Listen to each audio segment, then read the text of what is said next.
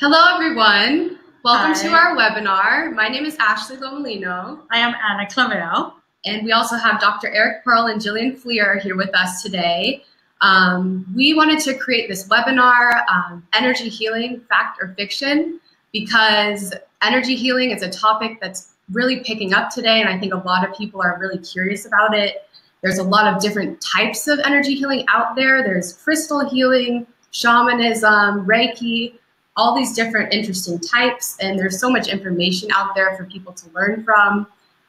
So in this webinar, we really want to cut down to what is energy healing, and is it real, and how does it work? How is it supported by science?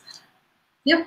Actually, when the idea was hatched, I immediately went into Wikipedia and found a very interesting definition, which says that recent reviews have concluded that there is no evidence supporting clinical efficiency of energy healing.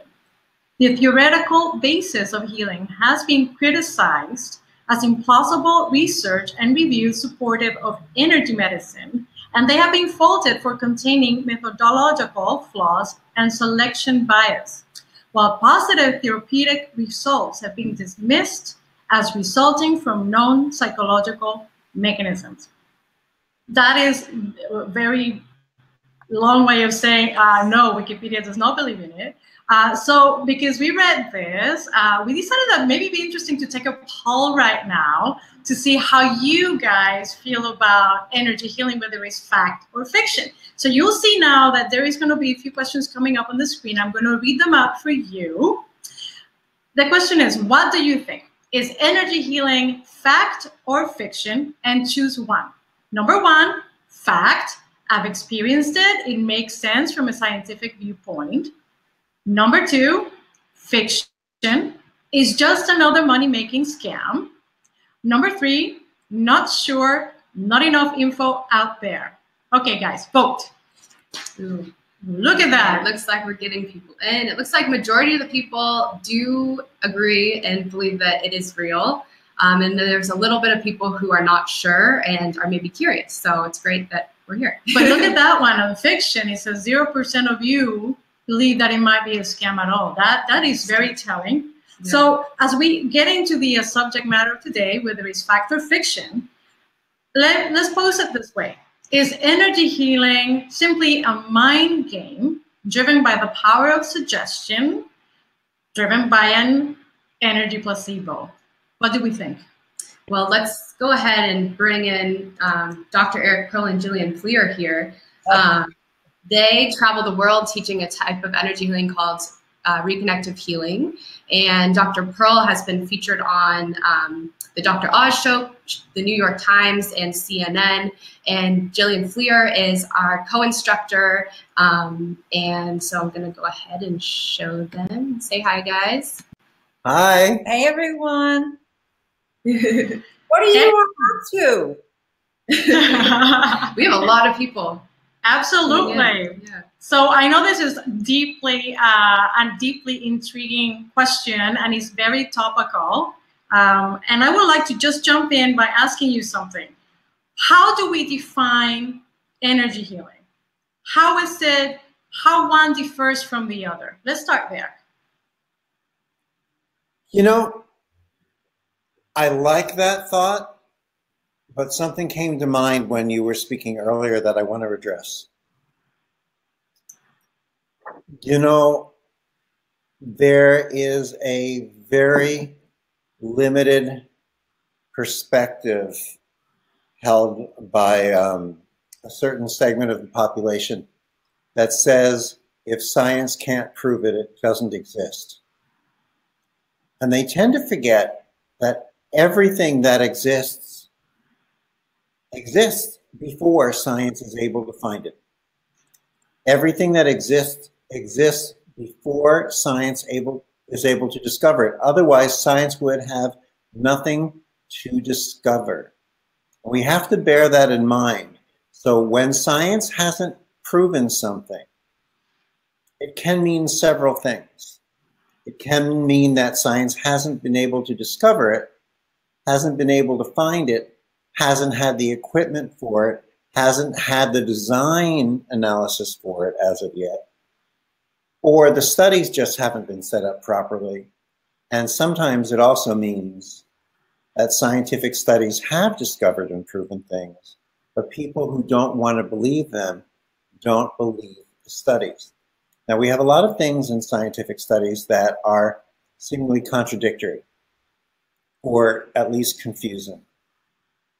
For example, studies have shown, and this is already going to be confusing, but studies have shown that the identical studies performed by identically qualified researchers under identical situations, if researcher A believes that he or she will come up with result A, and researcher B believes that he or she will come up with result B, they tend to come up with the results that they're already predetermined to come up with.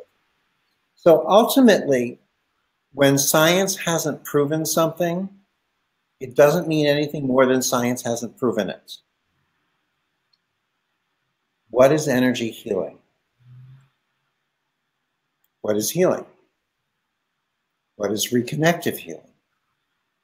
With reconnective healing, which is where the bulk of our experience and our focus is that it's a return to overall balance, harmony, and coherence in the system that allows the person to deal with whatever stresses, challenges, or potential imbalances are coming their way, physically, mentally, emotionally, spiritually. It allows us to find more harmony in our lives, to step forward onto our life path, into our life progress. And it allows our evolution in the consciousness of abundance in all areas of life, including relationships, including love. And that is reconnective healing, but is energy healing in our mind? I mean, I actually would like to go back to what... To that part of the question, and I actually forgot about that question. I think it's important to look at this that you've just raised, because when Wikipedia kind of presents the paradigm that, in short, I'm going to repeat, Anna, what you read. I wrote it down. In short, is energy healing simply a mind game driven by the power of suggestion or driven by an energy placebo? And I think we want to honor many parts of this question. First of all, everything is energy, and everything that exists in space, time, as us in human embodiment, as everything we are interacting with, is part of an energy system. And that includes all the parts of us, including the power of our thoughts. Because as we speak about often, every thought that we have actually creates a proton, and a proton that contains the entirety of everything in the universe. So our thoughts are always influencing, as energy, what we are yielding, I'm going to say, in our everyday life, in our perceived understanding of our reality. And, you know, even Joe Dispenza's book, The Placebo Effect, what a wonderful study on how our thoughts influence the energy that forms matter, or what we create in our perceived reality. Okay, so I'm going to say that no, energy is not a placebo effect, because a placebo effect would suggest that, in essence, you could be given the power of suggestion, if you will, and if you bought into it, ultimately, that would change your reality, okay, even if it wasn't part of I'm going to say, the combination or the diagnosis or the medicine or the approach that has been known by science to cure, fix, or shape that perspective, right? That's right. Okay, so go ahead. I'm just going to say, and to reinforce this in two different arenas. A, animals tend not to have belief systems that would be subject to placebo necessarily. Right. So when animals receive at least reconnective healing and they have healings, the placebo effect really doesn't play much of a role. Same thing with infants. When we've worked with infants that are 3 months, 2 months, 1 month, weeks old, it's a little difficult to have a placebo effect. And when reconnective healing first came about, you have to remember, my patients were coming in to see me as a chiropractor, and I expected to see them as a chiropractor. So no one had a belief system that they bought into in anticipation. So we know that it's not just a placebo effect. Okay, again, this is reconnective healing. So the point of engagement with the reconnective healing frequencies is not our mind. But again, I want to stay on energy healing techniques, or as we're looking at when we are focused with an energy healing technique or an intention, do we affect what we'll say a new outcome or the shape of an outcome? And I think there's enough evidence to say that yes, with an energy healing technique, when we are focused on a particular quote unquote intention, we might bring about a change, right? We might bring about a change. And I think to compare that to reconnective healing, what happens in reconnective healing is, because it is not a technique, because we aren't focused on any particular outcome, or I'm going to say intention, we just are bringing our attention to what we are observing, what we are noticing, what we are experiencing. What we find is that there is I'm going to say, a more immediate, a more instantaneous change than when perhaps we are looking at just trying through our intention to change matter, if you will. We're kind of out of the way, and the entirety of what we'll call energy. And for those of you that might be new to us, reconnective healing is not just energy. The frequencies include energy, light, and information. And it is in that combination that the reconnective healing spectrum is expressed. Again, without any particular focus or intention on a result.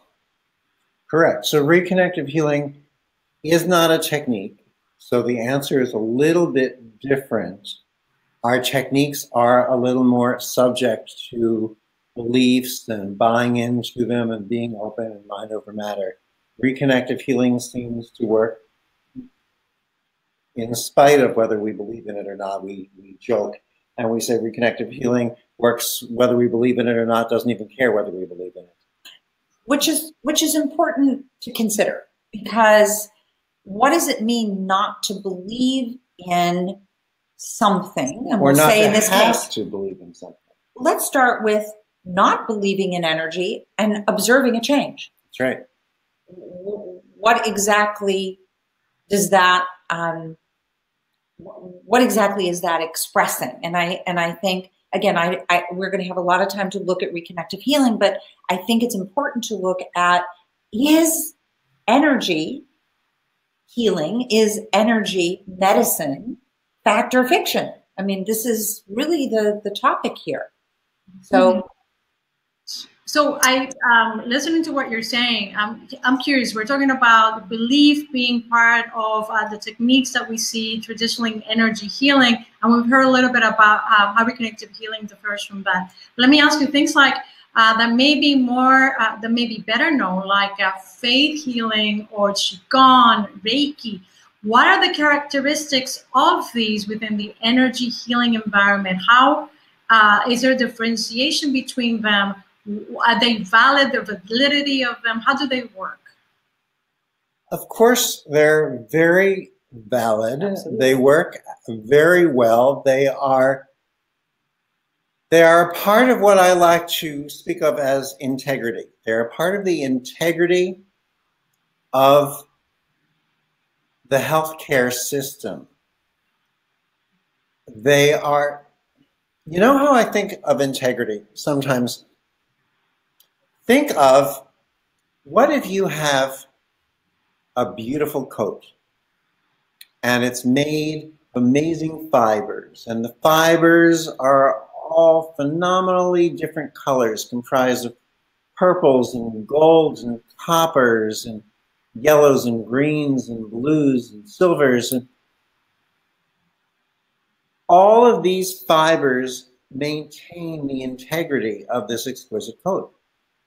And if we start to pull out some of the fibers, the coat begins to lose its integrity. When we access healing through reconnective healing, we access energy, light, and information.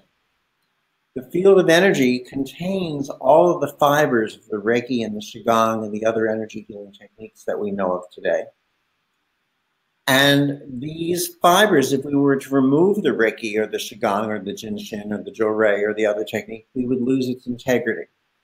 But we don't have to learn how to do those techniques any longer, because when we access reconnective healing, we access the entire field of energy, which gives us the benefits of all those techniques and then allows us to expand into new aspects of light and information.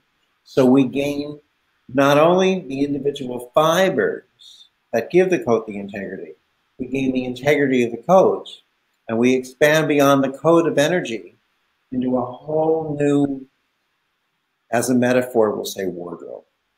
Okay, but how does Reiki or Qigong, what exactly as a energy modality is that accessing? I think we want to talk about different that. Aspects of the energy field. Uh-huh. So in other words, every time we use a technique, it's like finding a focal point.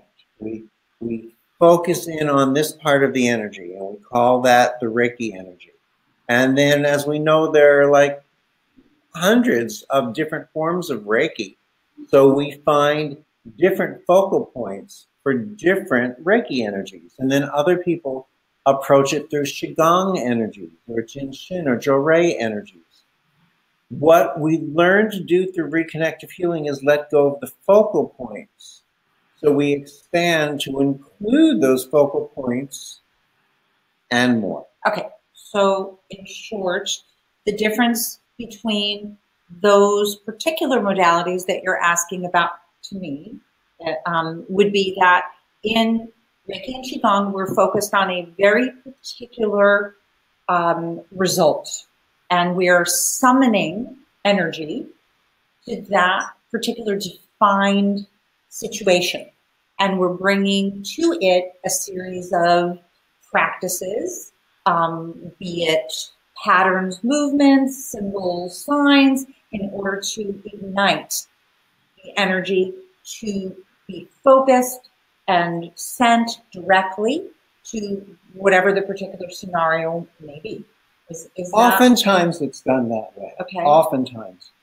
What we're really finding is that as we progress in consciousness, human consciousness, I find more and more of the master teachers in the energy technique fields are starting to leave behind some of their technique. They're starting to realize that as they release technique, they access more. So what we find is that the students, very invested in learning Reiki and Qigong and such, stay invested in the techniques. And as they progress into teachers and master teachers, they feel the freedom to start to let these things go and explore. And when we get into reconnective healing, we completely release that in its entirety, so we gain the fullness of the gift. So freedom is a very perfect, I think, word to describe what happens as, you know, the students of any energy healing technique begin to release the technique itself, which is a lot of what reconnective healing is at its very core. You know, the misconception, I think, in energy healing is that this is for, you know, spiritual hippie people, people who are, you know, open-minded, or, you know, are a little, let's say, less conventional.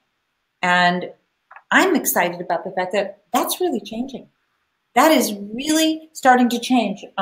Stand by. I want to. Yesterday in the New York Times, there was an incredible article on sharing brainwaves with friends. A whole beautiful mainstream article on how energy and our brainwaves actually allow us to entrain with one another and yield, I'm going to say, commonality and share a certain harmony. And so this idea that energy healing or energy in general is something that is sort of reserved for the mystical or magical is starting to become kind of the practical and extraordinary, I'm going to even say. And to me, that's a very exciting beginning to fact or fiction. I love the title of the webinar that you know, you guys came up with, because I don't think that really it's about so much fact or fiction. Really, it's the combination of both. It's been the facts that have been accumulated through science and research and cutting edge science and research, whether it's, you know, the Higgs boson particle, God particle, or whether it's all the research that was continuing to be done in CERN around, you know, the where did this all begin? How did we become really a human being? So science is really at this wonderful breakthrough place of epigenetics and looking at DNA and looking at, you know, I'm going to just say quantum physics as a daily understanding, not just for scientists or smart people. So that to me is the fact. Fiction may be our very history. Everybody knows this is Jillian's new favorite book called God, A Human Experience. Reza Aslan, who is a wonderful New York Times bestseller, has done incredible research looking at our fiction. And, you know, we are, if we are willing to look at the stories that we tell ourselves in order to move through daily life, there's a lot to be said to how our lives are being shaped and what the evolution of not just healing, but spirituality, religion, these things all play into this cacophony of what we would call healing. And so as a topic, I'm going to say fact and fiction play an important role in energy overall. It's a blending of fact and fiction. And what's also interesting, I find, is that people who would like the concept of energy healing to be fiction are very much invested in trying to make something that they don't understand wrong. It's coming from a fear-based consciousness. And they spend a lot of time trying to make something wrong instead of looking for what really works. And we confuse this with skepticism. A true scientific skeptic doesn't believe in advance that something is right or something is wrong. A true skeptic in science has the freedom to say, I don't know. Maybe it is, maybe it isn't. And I honestly want to look at what we discover. So I like the way you brought up the concept of freedom. Freedom is what allows us to explore and discover the unknown. And quantum physics and epigenetics, and many people would say that it is in the unknown that we really step into what we refer to in reconnective healing as our essential self. It is the eternal part of us that exists both in the quantum field. Again, for any of you needing a little quick understanding of quantum physics, love Carlo Rovelli's book, Reality is Not What It Seems, A Journey to Quantum Gravity. This is a wonderful reference. It allows us to say we're not just our physical body. We can't truly understand the mystery of how it all, quote unquote, works. And in reconnective healing, there is no doubt we are absolutely moving beyond the how-to. That's an integral part of learning reconnective healing, because it is beyond the how-to that we find that freedom for the entirety of all possibility to exist in the quantum field, even in what may be the fact part of this, the way particles and wave really determine coherency. Well, Dr. Konstantin Karatkov of Russia likes to say, in Russia, we are so much further than, so much ahead of the West. Because in the West, they're still looking to see if energy healing exists.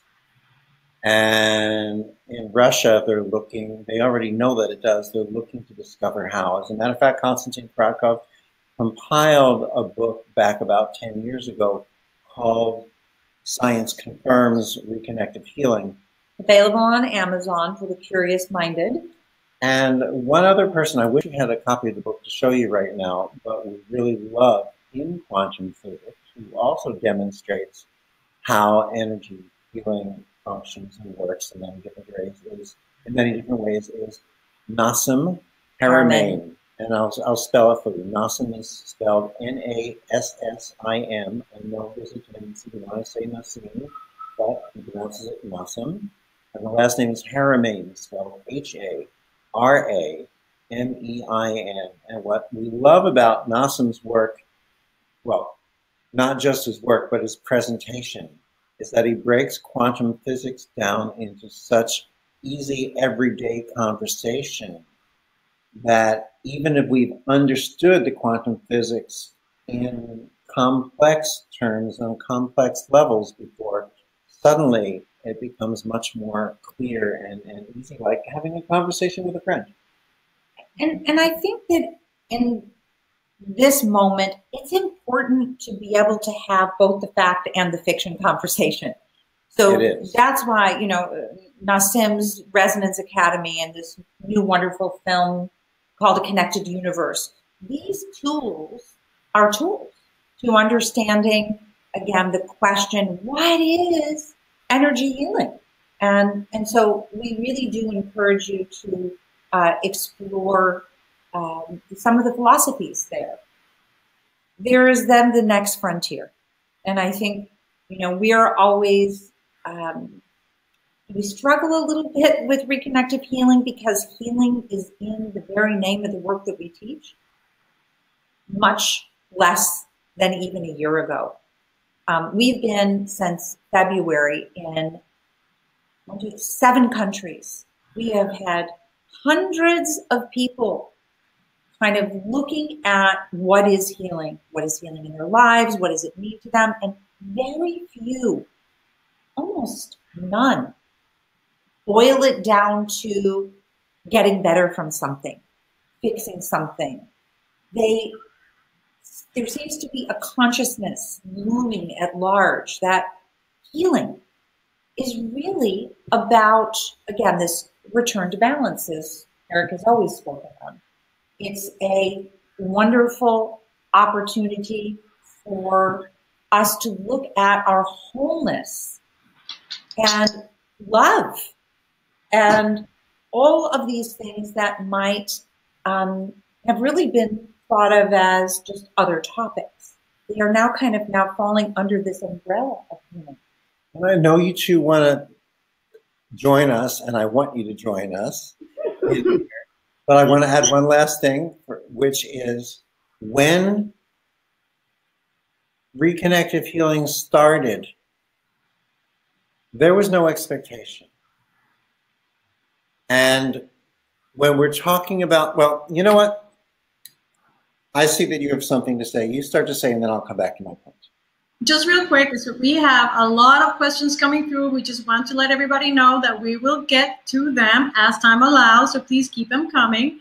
And there was something there that really caught our attention when you were talking about the quantum field and looking at the entire field and the full potential of it and how that makes us understand our infinity or infinite possibilities.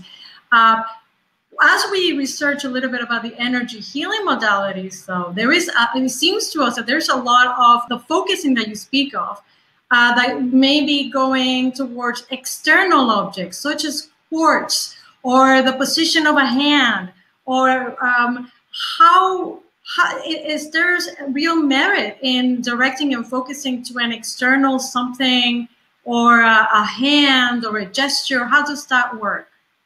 I'm going to say that sometimes our healing practices or our healing toys or our healing support gadgets, honestly, I think they allow us sometimes to distract ourselves long enough for the intelligence of the universe to do what it is really there to do. And obviously, you know, quartz has a property. It's a living organism. It plays a role in the interaction of us as a living organism. But is it the quartz crystal that should be credited for the incredible healing that we've received? If we've received a healing? No.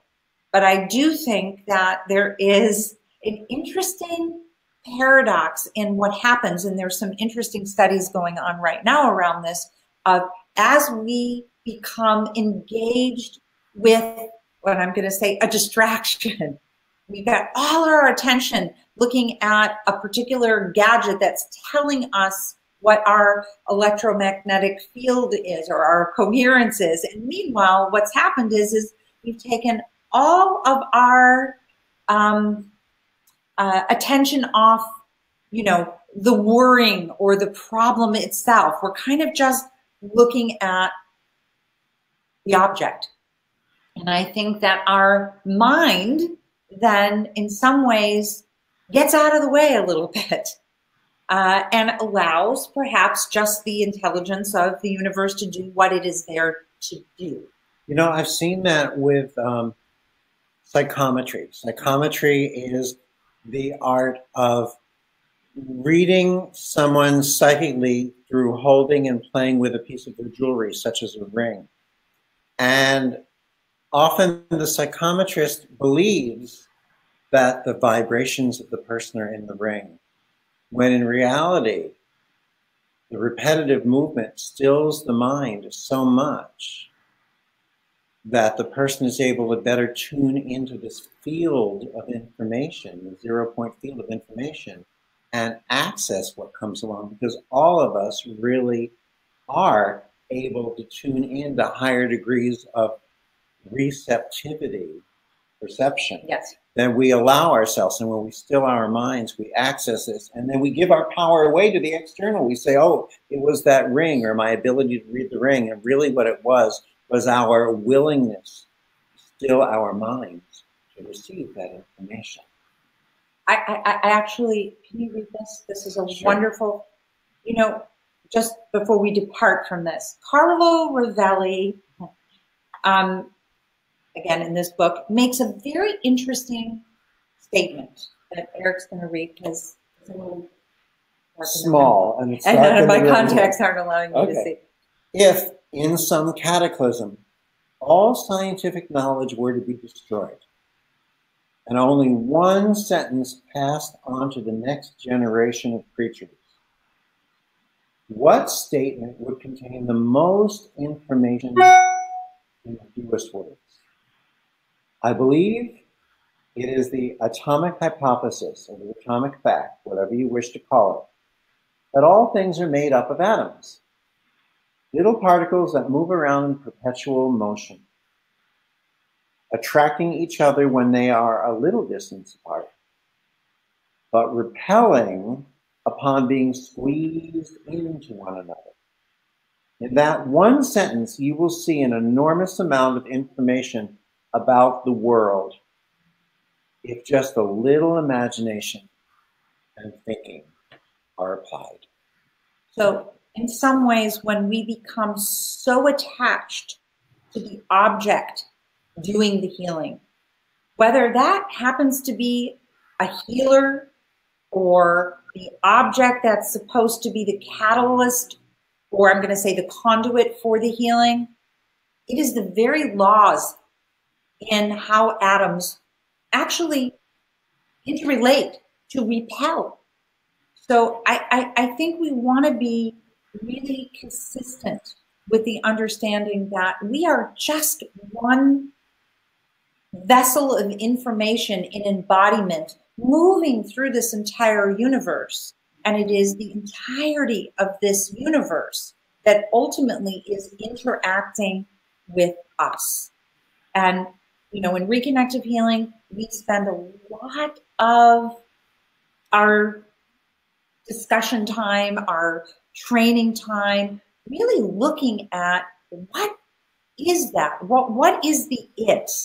What is the it in the reconnective healing frequencies? And why is it that that behavior in their interaction seems to be so different from what we know about just energy?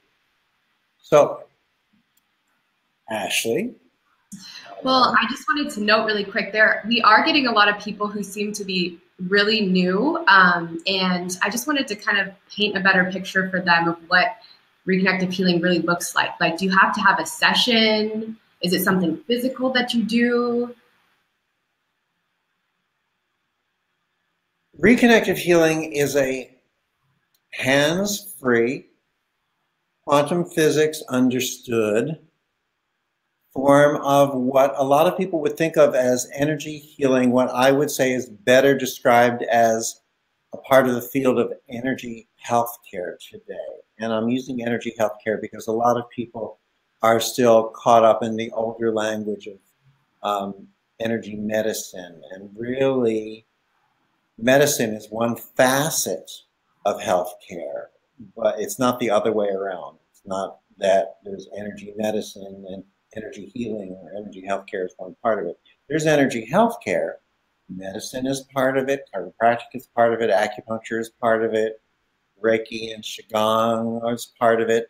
And reconnective healing is a huge part of that. So the way reconnective healing is done is that it's hands-free or hands-off, and you interact with the field of energy. So if I take Jillian's hand, for example, and I hold it up here, and I hold my hand near it, and I start to find this field and pull it, I can see what the screen might not show is that there's a little bit of movement in her fingers. And as I stretch my hand further away, the movement in her fingers becomes stronger. Now, what we know from energy healing, such as Reiki and Qigong and the more known ones, is that the closer you are, the stronger it is.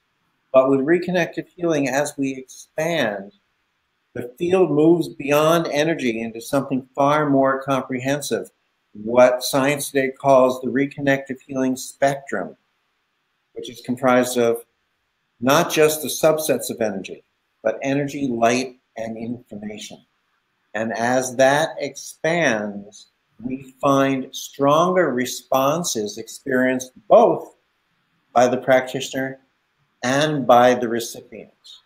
Now, healing sessions can be done in person, healing sessions can be done via distance, healing sessions can be done holographically, and that's a lot of what we teach in Reconnective Healing. And we teach the beginning of Reconnective Healing on an online, what we call the Online Essentials or the Online Essentials Experience.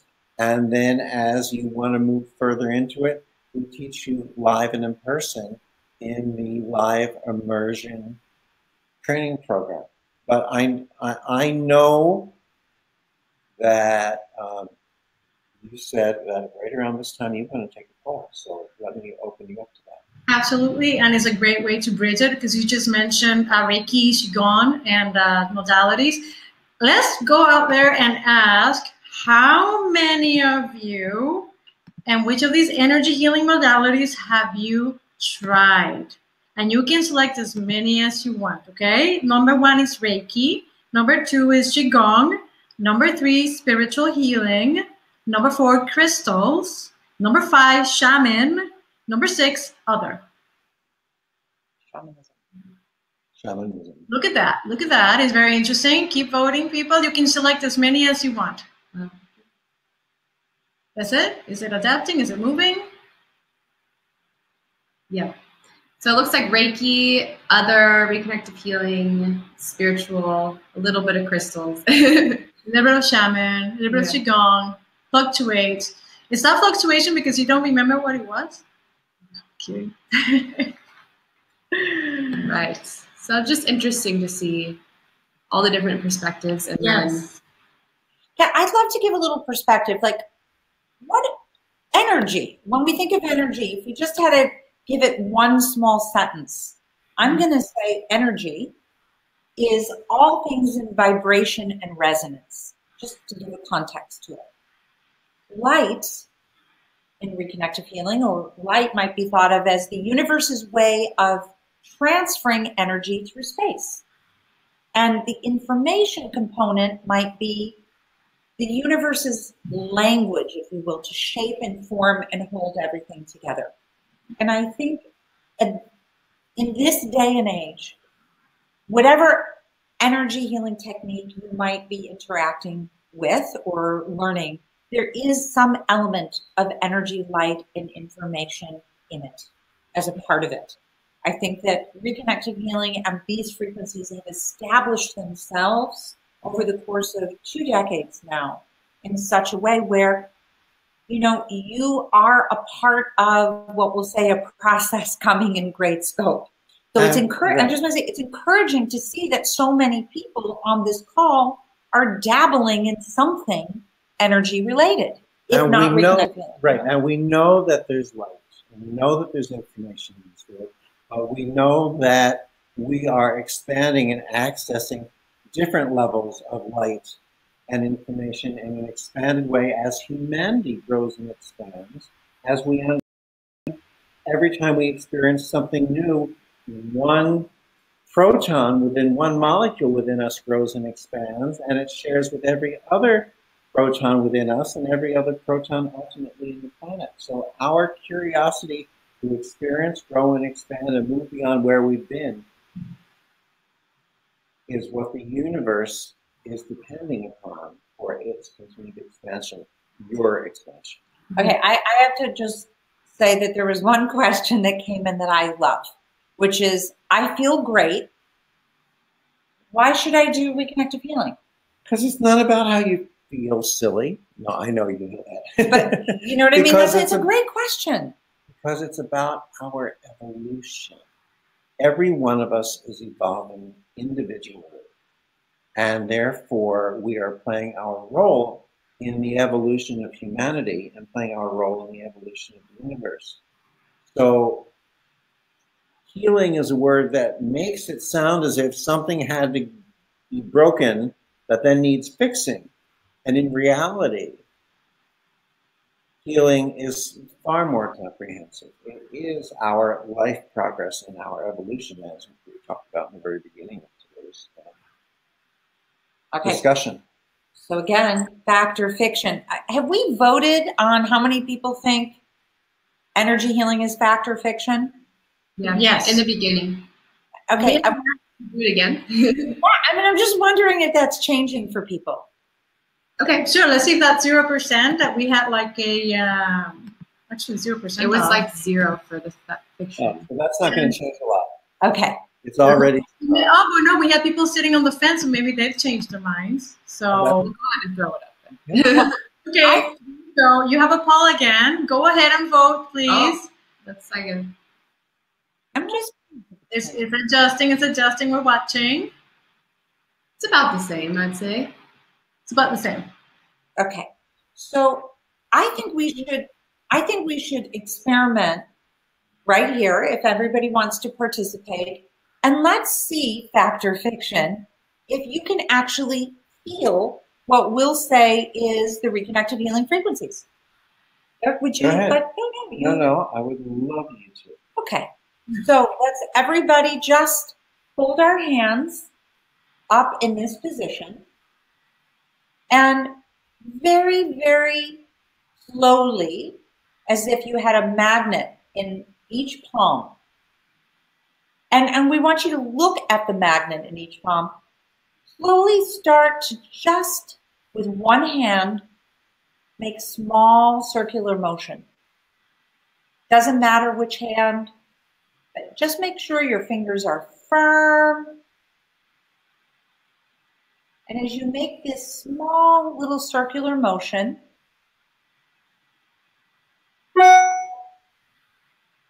feel what you're feeling, observe. Some of you may be observing this interaction with the very cells emitting light. We call them biophotons.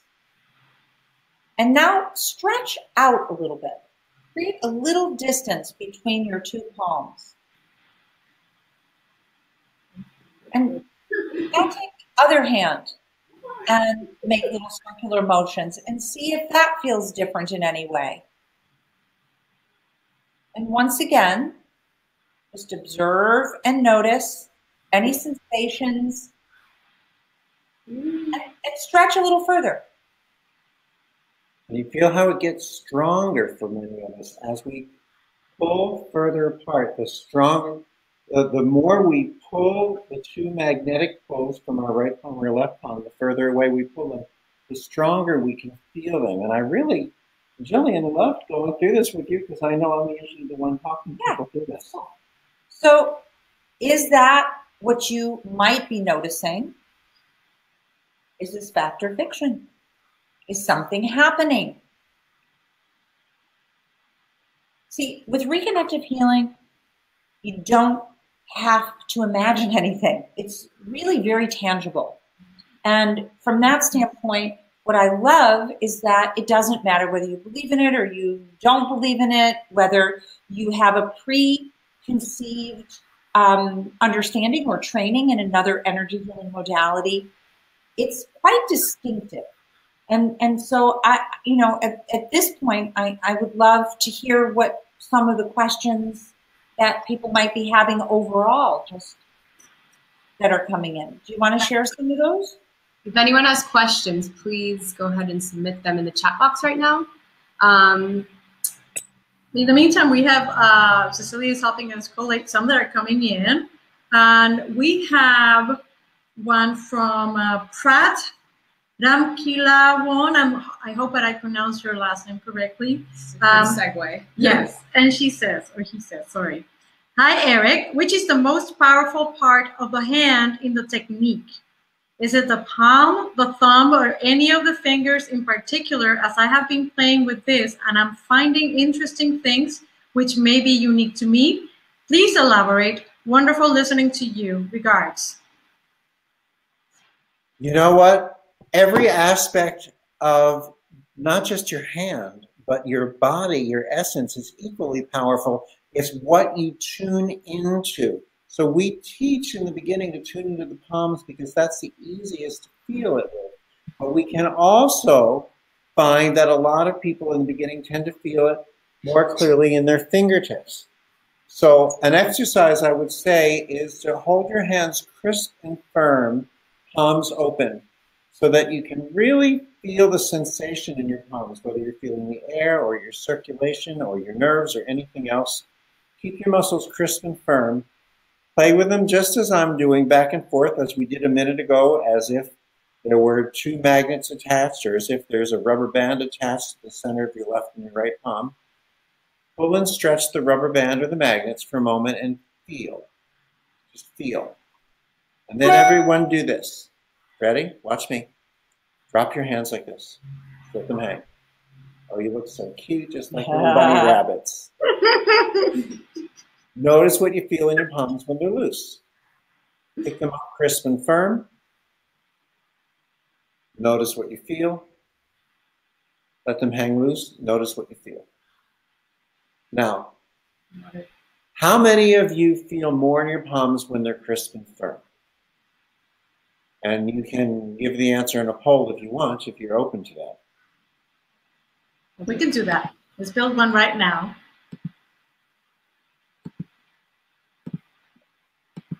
And then you feel more strength, more intensity or sensation in your palms when they're crisp and firm.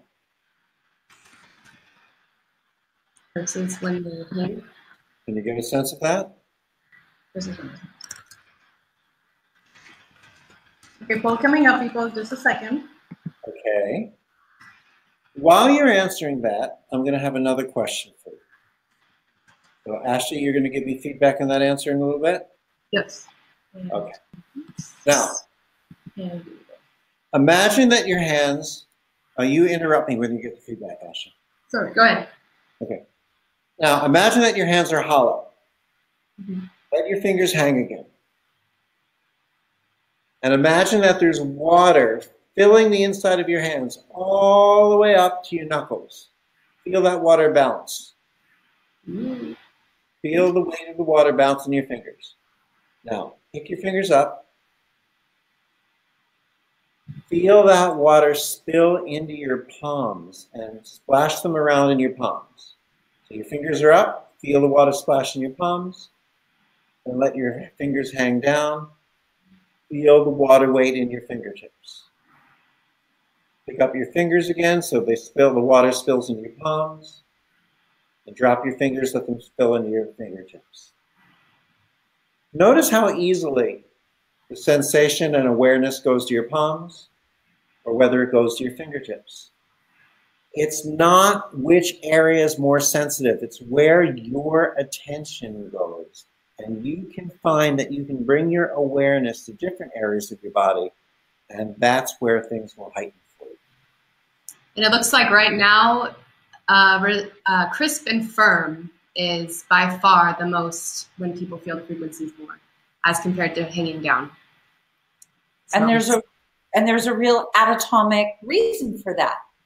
It allows us actually to be in an exchange with each hand, again, that is emitting these biophotons, this field of light and information. We love watching our students bring their own hand into what we will call registers. And there's so much to play with. I mean, we could go on and on, but I don't want to go off topic here and just only talk about reconnective healing. Yeah, I mean, I think this is about really exploring, the whole realm. So we'll give back Ashley and Anna, you to lead. Where would you like us to go? Well, there's another interesting question here that goes, how is the amount of energy quantified, and how do we know how much intensity is needed, how much is enough, and what is too much? You don't know how to quantify this.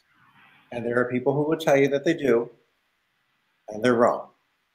We don't know how to quantify it because, at least in reconnective healing, it's so comprehensive that it takes us past the parameters of what we've discovered. It's like when we used to think that the only colors existed were the colors we could see, and then someone started to talk about ultraviolet and infrared. And people would say, well, there can't be any such thing as ultraviolet or infrared because we can't see them. That's because they existed beyond the scale or the spectrum that was recognizable because of the visible eye or our field of vision. It's the same with the reconnective healing frequencies. They can't be measured, at least as of this point, because they go beyond what we've got the capacity to understand or to recognize. But to answer the part of the question of how do you know how much is enough or how much is too much, fortunately, and I use that word lightly but intentionally, we don't, through our limited human conscious educated minds or understandings, we don't determine how much should or should not go to a person or to an area. The intelligence of this field of energy, light, and information, the intelligence of the field, 0-point field, makes this determination pretty much in a three-way interaction between your essence as a recipient, your essence as a client or practitioner, however you're working with it. Your essence as the person receiving reconnective healing, your essence as the person facilitating reconnective healing, and the field come together and orchestrates the optimal amount of the optimal frequencies of energy, light, and information. So there can be no harm done with reconnective healing. You can't give the wrong amount. It just naturally optimizes itself.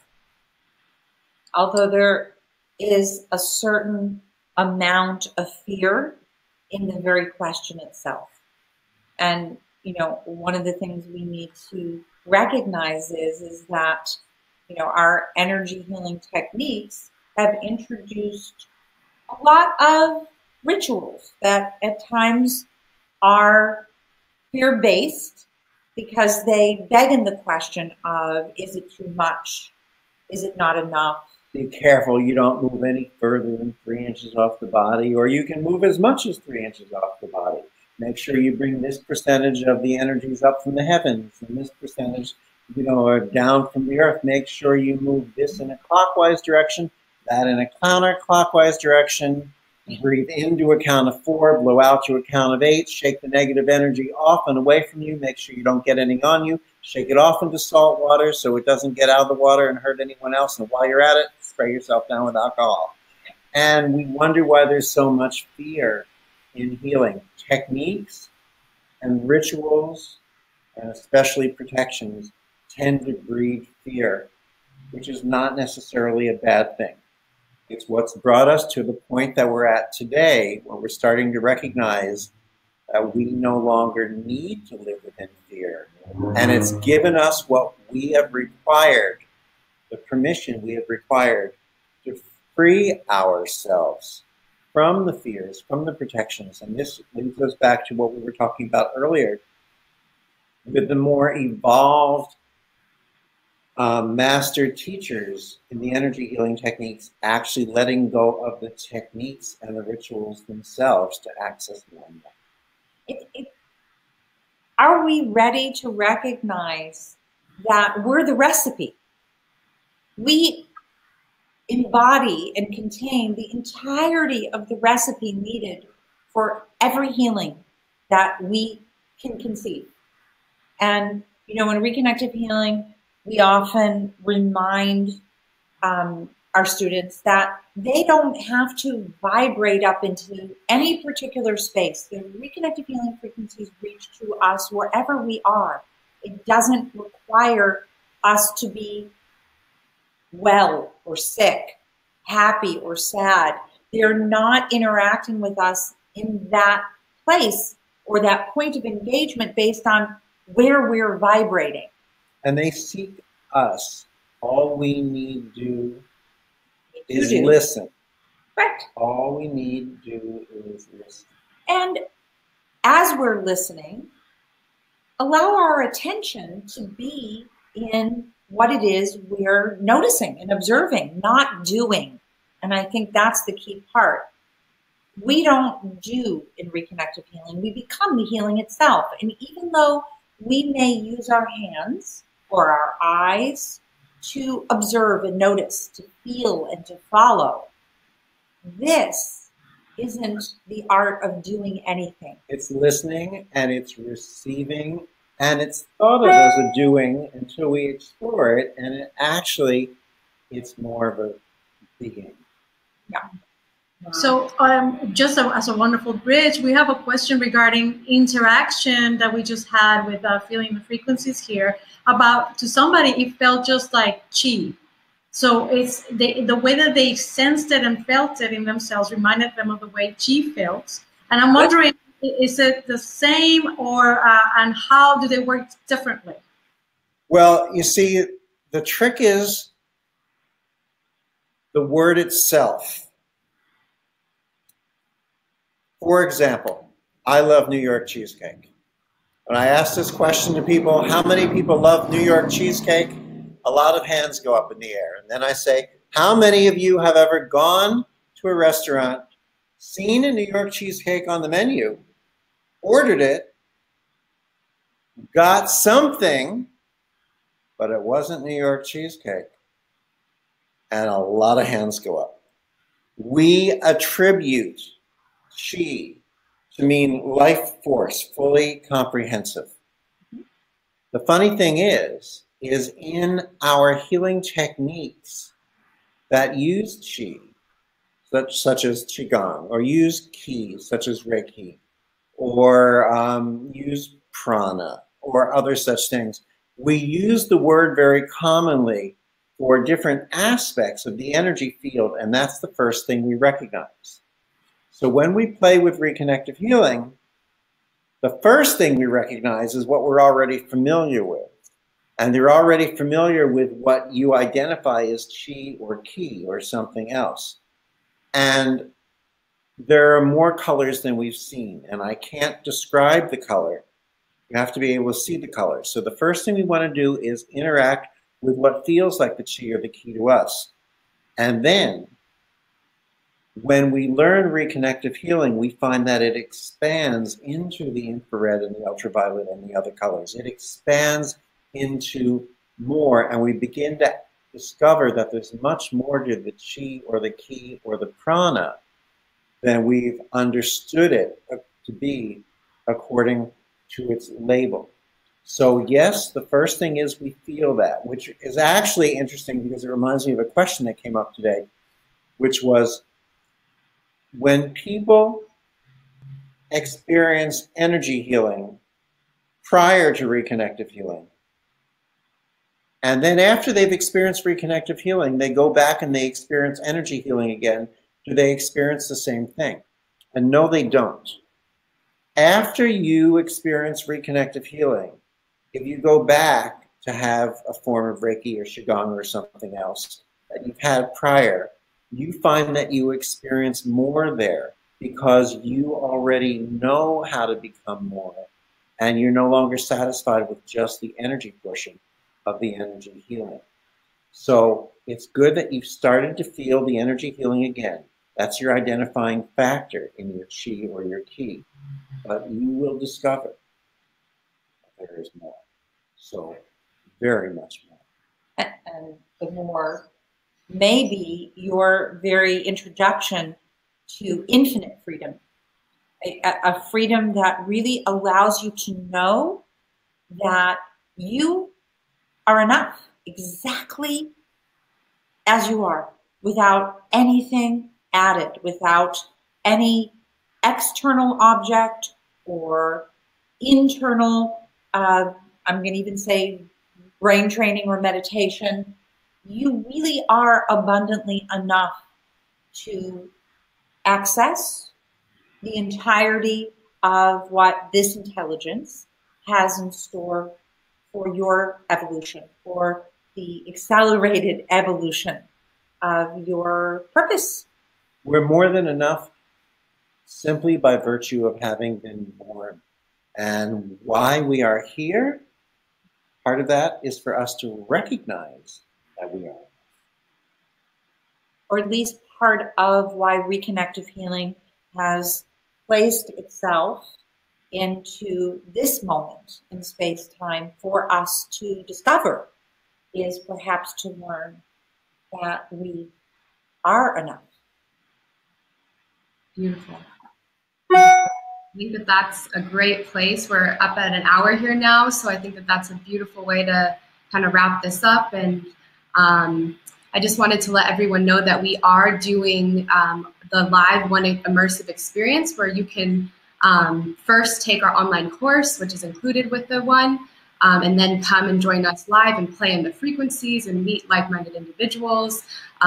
We'll be all around the world, and if you use the coupon code WEB24 for the next 2 days, you'll receive $100 off of any training program in the world. So we would love to have you guys, and if you have any questions, feel free to continue asking them in the chat box, and we will respond to you promptly as soon as we can.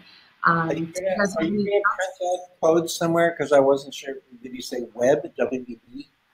Yes, WEB24, and it will be in the correspondence email, as well as the replay link after this. All right, we have motorcycles running by here. We're in Amsterdam. We're in Amsterdam, and we're by the water, and motorcycles are running by the window, but there's no air conditioning, so if we close the window, it's really warm. We actually are dressed, but it's lightly dressed at the moment. Lightly dressed. And I really appreciate everybody just giving the hour of their precious time to hang out with us and explore a little of this conversation.